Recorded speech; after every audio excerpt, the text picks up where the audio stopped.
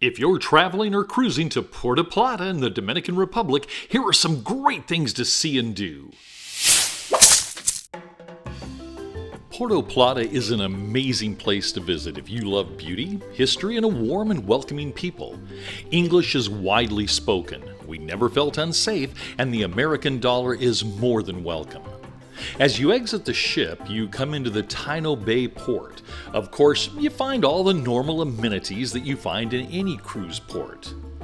However, this guy at the coconut place, well, he was an absolute artist.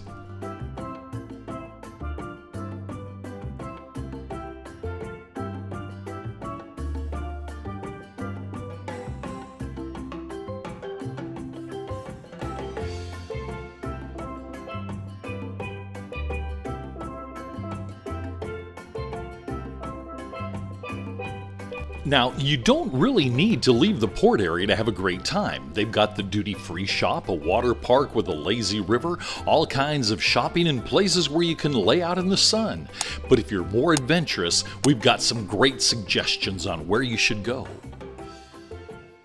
Outside its natural beauty and crystal clear waters, the Dominican Republic is home to almost 11 million people and has the largest economy in the region.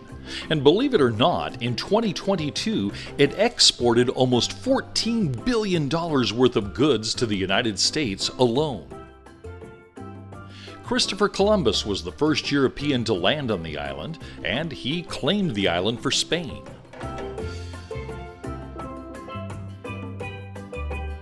So it seems fitting that our first stop was Patriot Square, or Independence Park.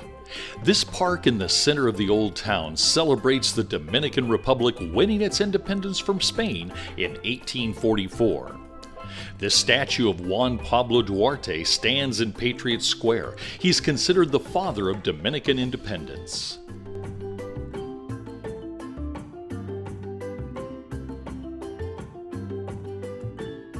Not far from Independence Park, you'll find the Cathedral of St. Philip the Apostle.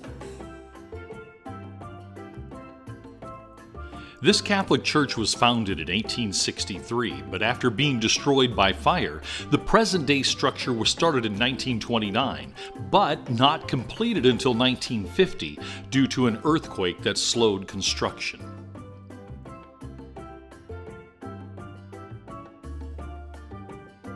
As you can see, the main church of Puerto Plata is absolutely beautiful.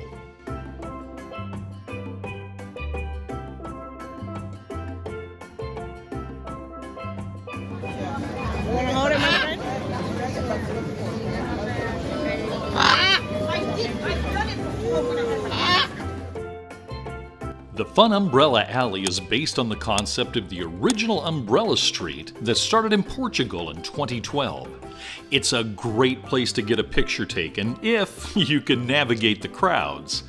There are also a lot of neat shops, restaurants, and cafes along the way. Just take a little bit of time and enjoy it. It's a great Instagram moment.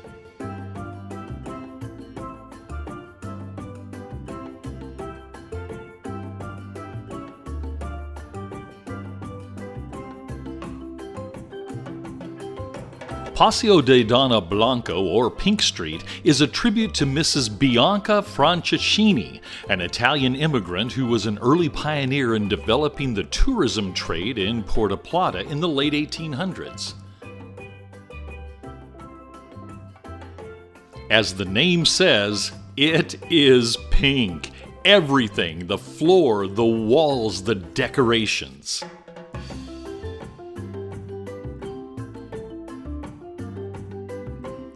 This fun street is always crowded, but again, it's a great place for a picture.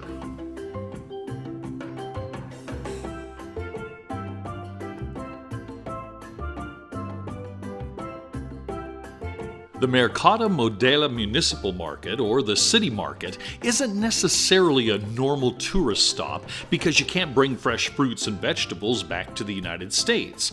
But this city market is a fascinating way to see how people from other cultures obtain their fresh fruits and vegetables.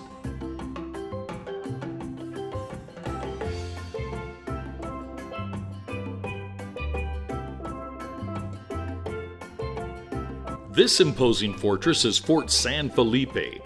The Spanish fort was built in the middle 1500s as a way to protect the city and its harbor from invaders and pirates. Of course, it was named for the King of Spain, Philip II.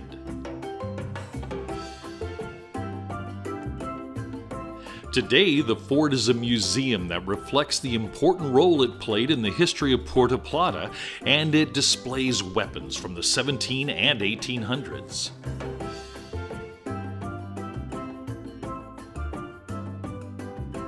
From this picture, you can see how its unique location would help it protect the city and harbor.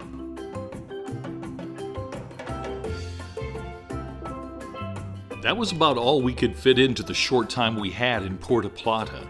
It is a city of color, beauty, and breathtaking views.